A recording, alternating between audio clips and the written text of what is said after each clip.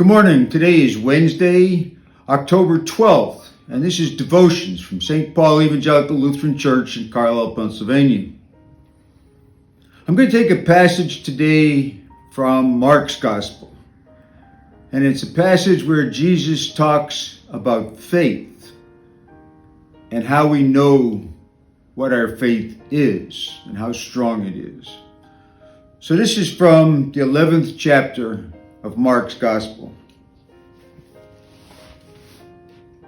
On the following day, when they came to Bethany, he was hungry, and seeing in the distance a fig tree in leaf, he went to see whether perhaps he could find anything on it. When he came to it, he found nothing but leaves, for it was not yet the season for figs.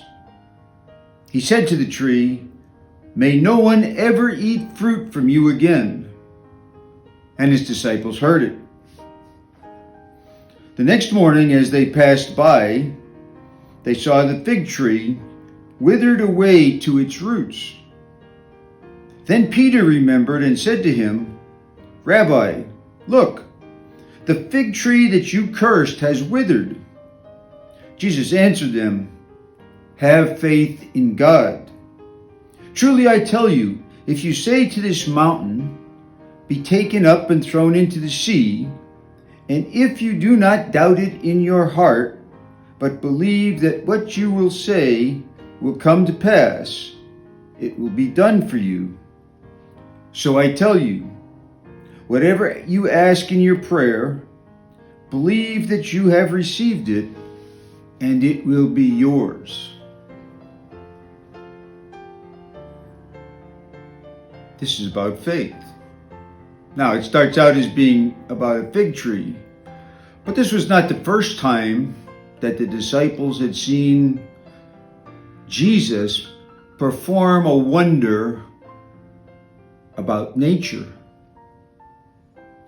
Jesus had walked on water and in fact had bid Peter to come out to him. And when Peter came out, he started walking on the water until he realized, now this is my take on it, but until he realized, I can't do this. And then he began to sink. And Jesus saved him. And I think I'm a lot like Peter. I don't think I can walk on water. I don't think I can curse the fig tree and see it withered. I don't think I can tell the mountain to go into the sea. And yet, Jesus tells his disciples, if you have faith and you believe in your heart that it will happen, then it will happen. If you pray and you believe in your heart that what you pray for will happen, it will happen. So I have to question, how much faith do I have? How much faith is enough? I'm reminded of another story, also in the Gospel of Mark, where a young man came to be cleansed by Jesus. And Jesus asked him, "It will happen if you believe." And the young man's answer was, "I believe, help my unbelief." Now I relate to that young man, because I do believe in Jesus, but I guess I don't believe enough in my heart that all these things will happen because I think or want or believe that they should. I somewhat wonder if everyone else has this same issue. And I think in large measure we do, and I think in large measure it's why there seems to be some hesitancy about professing Jesus with a lot of people. Because the science says one thing, and Jesus says faith will cause another thing to happen.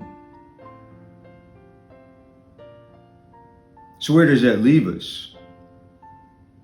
I still believe in Jesus, and I still think about Jesus often. And I still try very hard to have a good relationship with Him. But I also often wonder, what does that really mean? Is that just my head telling me this is a good idea?